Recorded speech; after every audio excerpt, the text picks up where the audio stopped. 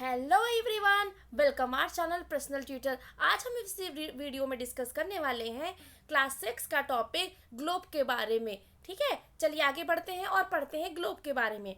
Globe विभिन्न आकार एवं प्रकार के हो सकते हैं। बड़े ग्लोब जो आसानी से एक स्थान से दूसरे स्थान नहीं ले जा सकते, पॉकेट में रखने योग्य छोटे ग्लोब तथा गुब्बारे जैसे ग्लोब जिसमें हवा भरी जा सकती है एवं आसानी से एक स्थान से दूसरे स्थान ले जा सकते हैं। ग्लोब स्थिर नहीं होते, उसी प्रकार उसे प्रकार घुमाया जा सकता है, जैसे कुम्हार का पहिया या लट्टू घूमता है। ग्लोब पर देशों, महाद्वीपों तथा महासागरों को उनकी सही आकार पर दर्शाया जाता है। तो बच्चों, ग्लोब क्या होता है? ग्लोब विभिन्न आकार एवं प्रकार के हो सकते हैं। ग्लोब बड़े हो सकते हैं या छोटे भी हो सकते हैं। कुछ ग्लोब को हम कहीं ले जा भी सकते हैं।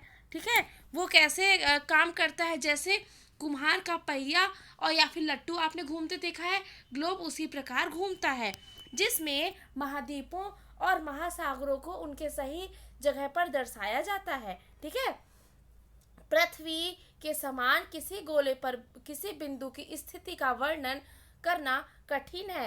अब यह प्रश्न उठता है कि इस प्रकार किसी स्थान की स्थिति कैसे बताई जा सकती है।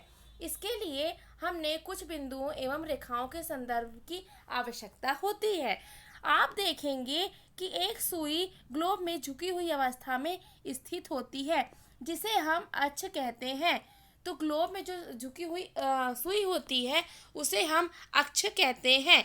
ग्लोब पर वे दो बिंदु जिससे होकर सुई गुजरती है, उत्तर तथा दक्षिणी ध्रुव कहलाता है। तो जो ग्लोब पर दो बिंदु होते हैं जिससे सुई होकर गुजरती है, हम उसे उत्तर और दक्षिणी ध्रुव कहते हैं। ग्लोब को इस सुई के चारों ओर पृथ्वी की भांति पश्चिम से पूर्व की ओर घुमाया जा सकता है। लेकिन याद रखें, इन दोनों में एक अंतर है। पृथ्वी का वास्तव में ऐसी कोई सुई नहीं होती। यह अपने अक्ष पे चारों ओर घूमती है, जो एक काल्पनिक रेखा है। आप ग्लोब को देख सकते हैं कि ग्लोब किस प्रकार का दिखता है, जिसमें दो सुई हैं। उस दोनों सुई को हम छोरों को हम उत्तरी ध्रुव और दक्षिणी ध्रुव बोलते हैं और इसे अक्ष बोलते हैं। ठीक है, दिख रहा है आपको सभी को ग्लोब। चलिए आगे बढ़ते हैं। अन्य एक काल्पनिक रेखा भी ग्लोब को दो बराबर भागों में बांटती है और इसे विषुवत वृत्त रेखा कहा जाता है। जो एक अन्य काल्पनिक रेखा होती है, वो ग्लोब को दो बराबर भागों में बांटती है। हम उसे विषुवत वृत्त रेखा या विषुवत वृत्त कहते हैं। पृथ्वी के उत्तर में स्थित आधे भाग को उत्तरी गोलार्ध तथा दक्षिणी वाले आधे भाग को हम दक्षिणी गोलार्ध कहते हैं। ये दोनों बराबर के आधे भाग होते हैं।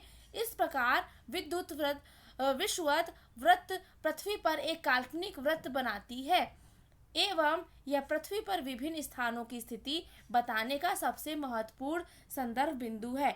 विषुवत वृत्त से ध्रुवों तक स्थिर सभी समांतर वृत्तों को अक्षांश रेखाएं कहा जाता है। अक्षांशों को अंश में नापा जाता है। तो चलिए समझते हैं कि अक्षांश रेखाएं या समांतर रेखाएं किसे कहते हैं।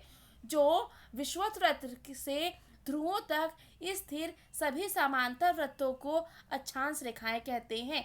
यानी विषुवत वृत्त से जो ध्रुवों तक रेखाएं जाती हैं, एक दूसरे के समांतर होती हैं, हम उन रेखाओं को अक्षांश या समांतर रेखाएं कहते हैं।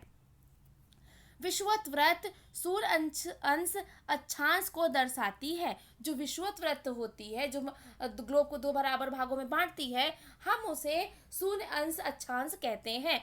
चूंकि विषुवत वृत्त से दोनों तरफ ध्रुवों के बीच की दूरी पृथ्वी के चारों ओर के वृत्त का 1/4 है, अतः इसका माप होगा 360 अंश का माप 1/4 यानी 90 अंश। ठीक है, इस प्रकार 90 अंश उत्तरी अक्षांश उत्तर ध्रुव को दर्शाता है तथा 90 अंश दक्षिणी अक्षांश दक्षिणी ध्रुव को दर्शाता है। इस प्रकार विषुवत वृत्त के उत्तर की सभी समांतर रेखाओं को उत्तरी अक्षांश कहा जाता है तथा विषुवत वृत्त के दक्षिणी स्थित सभी समांतर रेखाओं को हम दक्षिणी अक्षांश कहते हैं। तो आपको समझ में आया कि हम उत्तरी अक्षांश किसे कहते हैं और दक्षिणी अक्षांश किसे कहते हैं। जो समांतर रेखाएं उत्तर की ओर होती हैं हम उन्हें उत्तरी अक्षांश समांतर रेखाएं कहते हैं, और जो दक्षिणी की साइड होती हैं हम उन्हें दक्षिणी अक्षांश कहते हैं। अब इसका माप कैसे लेते हैं हम? जो ध्रुव के बीच की दूरी है पृथ्वी के चारों ओर वृत्त का 1/4 होता है। तो इसका माप लेने के लिए हम 360 अंश का माप यानी 1/4 कितना हुआ? 90 अंश। इस प्रकार जो 90 अंश उत्तरी अक्षांश होता है उत्तर ध्रुव को दर्शाता है, और जो 90 अंश दक्षिणी अक्षांश होता है वो दक्षिणी ध्रुव को दर्शाता है। आप इस डायग्राम में आगे डायग्राम दिया हुआ हम उसमें देखेंगे। इसलिए प्रत्येक अक्षांश के मान के साथ उसकी दिशा यानी उत्तर या दक्षिण को भी लिखा जाता है। समानतः इसे उत्तर या दक्षिण अक्षर से व्यक्त किया जाता है।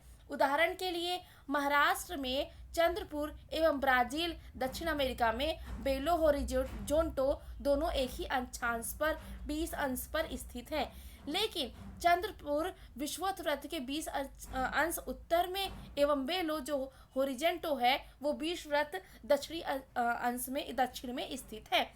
इसलिए हम कहते हैं कि चंद्रपुर 20 अंश उत्तर अक्षांश पर स्थित है और बेलो होरिजेंटो 20 अंश दक्षिण अक्षांश पर स्थित है।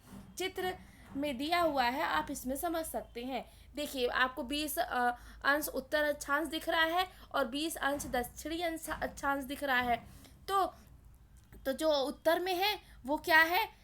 वो चंद्रपुर है, और जो दक्षिणी में है वो ब्राजील का बेलो है। तो समझ में आया आपको कि दोनों सेम अक्षांश पर स्थित हैं, दोनों सेम अंश पर हैं, लेकिन उत्तर और दक्षिण का फर्क क्या पड़ता है। तो आपको समझ में आया कि अक्षांश क्या होती हैं और ग्लोब क्या होता है, और ग्लोब हम किस यूज़ में लेते हैं, और ग्लोब पर जो समांतर रेखाएं होती हैं वो समांतर रेखाएं अक्षांश कहलाती हैं और इनको अंश में व्यक्त किया जाता है। आई होप आपको ये क्लियर हुआ होगा। Thank you.